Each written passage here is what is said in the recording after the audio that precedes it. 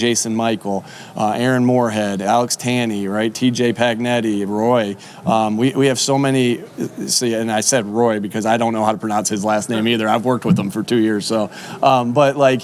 We just have so many good people there. Eric Dickerson, I don't want to forget anybody, but working with that offense that are still in place. That was important to keep good people there, because there's no doubt Shane wanted to take some guys there, but they're Philadelphia Eagles and they're Philadelphia Eagle coaches, and my job is to keep good coaches in the building, because that's who touches the players every single day and help them get better.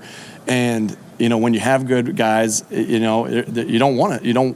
When you have to start over, you start over. But when you have good guys there, you want to keep going and keep working and to keep things similar. How do you kind of view a guy like Javon Hargrave, who's a versatile D lineman that can rush from various alignments, and how valuable that is? And then how do you deal with kind of the uncertainty of a guy like that as he goes to test the market? Yeah, he's awesome. He's awesome. And he's been a big part of this team for the past 3 years. I've only been here for 2, but man, he is a big time player, and obviously you want all your guys back, right? You want all your guys back because you just went through a super special journey together, right? The journey is what you'll always remember, right? And I know that loss will stick with us, but there was a lot of good moments in that journey, and Javon, and just being around him every day at practice. He's just an awesome guy to be around, and so he's a great teammate, and he's quiet, but he's a quiet leader, but he's a great teammate. He's a great person. He's a great player, and so you want to try to get as many guys back as you can, but knowing that that's not always possible. Again, how he's got to do what he feels is best for the team. I have my input, just like we talked about, and we'll see what happens. But I love Javon Hargrave.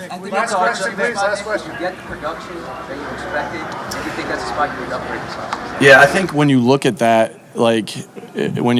it's easy to say, well, Quez Watkins didn't have the same year he had last year. Well, he didn't have the opportunities he had last year, and it actually wasn't even close, right? And so, right, when you ran the ball the way we did this year, when you threw it, I think if Dallas Goedert doesn't get hurt and miss those 4 games, he probably has 1,000 yards. So you have 3,000 yards receivers potentially. You have one that had 1,500 yards, one that had 1,300. Did Devonta have close 1,300 yards? Somebody's production is going to slip a little bit. So it's not. And again, the things that Quez does is stretches the field. The things that Zach Pascal did was our enforcer, right? Go back and look at the tape of how many times he was in on a big block that sprung a big run, or even the play that he made against Pittsburgh for a touchdown. Why did that play come up, and why was he able to score on that play? And I'm talking about Zach. Well, it was because he had made that block so many times that they all jumped in. He ran by him, right? And so. The production, I'm just worried that all I want them to do is produce in the roles that we're asking them to. When there's a play to be made, make the play that you need to be made. But we understand too that they didn't have a lot of opportunities. And I'm talking about Zach and I'm talking about Quez. They didn't have a lot of opportunities because, like I've said to you guys, our pass game ran through AJ, it ran through Devonta, and it ran through Dallas Goedert. And so, we were looking to get them the ball. And sometimes, I know Doc Rivers used to say this a lot. Hey, some guys are just going to have to get rebounds and get their rebounds, and then if you got a chance to put it in, you got to take advantage of that opportunity to put that thing in. But we're going to design plays to run through boom, boom, boom, right? And that's what we're talking about with roles. And so I think it's easy to look at the stats and say, hey, his numbers were way lower. They were, but he didn't have as many opportunities because of the other guys that we had on the team and how much faith we had in him. But we do have faith in Zach, and we do have faith in Quez that they'll make plays, when their number's called. It's just that it's called a little less. Last one. I'll get you. Sorry, I do it to Bob all the time. I said, Bob says last one, and then I look like the good guy when I said, no, I'll get you too. Alex Tanny? Yeah, really sharp. What was really interesting of when we brought Alex in, almost everybody on our staff had coached him, right? So I was with him in Kansas City in 2012. Shane was with him in Cleveland in 2013. Jason and Kevin were with him in 2014 with Tennessee, right? And so, maybe he threw passes to Aaron. I don't know. He's just been everywhere. And so, but what struck us was that, how smart he was and how hard he worked to stay on the team as a number 3 and number 2 quarterback. And so even when we were in Kansas City, I still remember that Brian Daboll was having him do little projects for us. I don't think he got any of the coaches' money, but the player, he was getting paid anyway. But like he would do little projects for us to help us, right? And so you remember things like that, right? And I think that's what the rest of the guys felt that as well. And what Alex did is when we interviewed Alex for the quality control spot, he did everything he could do to be ready for that job, right?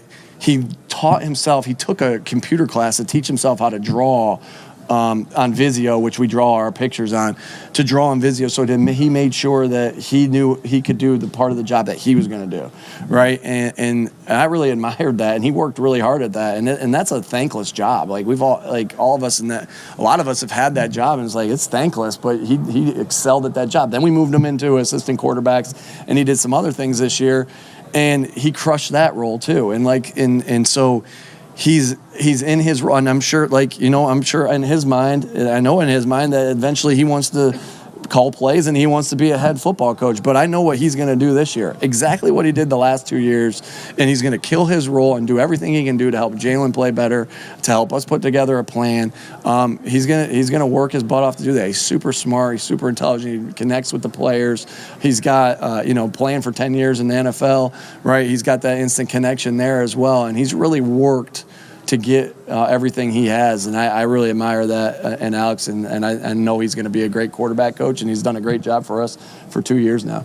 What are your thoughts on the possibility of outlawing the push play?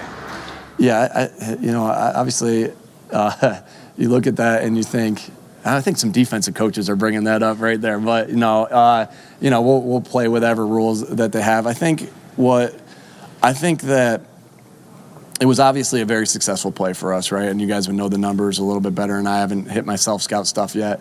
But very successful play for us. But it wasn't the only thing we were doing off of it, right? And I think we had some exciting plays that came off of it when the defenses were trying to stop, the play that they thought was coming. And that's kind of what football is, right? The defense thinks this play's – we just talked about the Zach Pascal play, right? The defense thought this play was coming, and a different play came, and it ended in a touchdown, right? And so, hey, I don't get a vote, and they don't ask me, but I thought there was a lot of hard work that went into it, and there's a lot of technique and fundamentals that go into it, right? And as far as how our guys block it, and the specialty of our guys like Jason Kelsey, and so we'll do whatever the rules say to do, obviously. But obviously we had a lot of fun. Coming up with those plays, right?